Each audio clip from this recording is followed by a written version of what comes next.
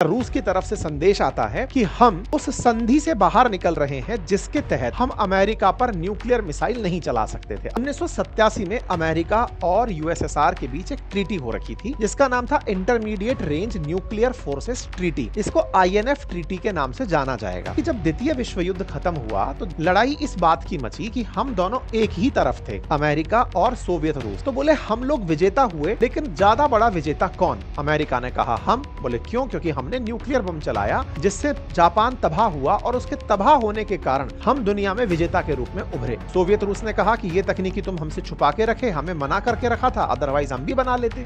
इन शस्त्रों की होड़ का नतीजा ये निकला, जहां तहां दुनिया में अमेरिका और सोवियत रूस एक दूसरे से भिड़ने चले आते थे।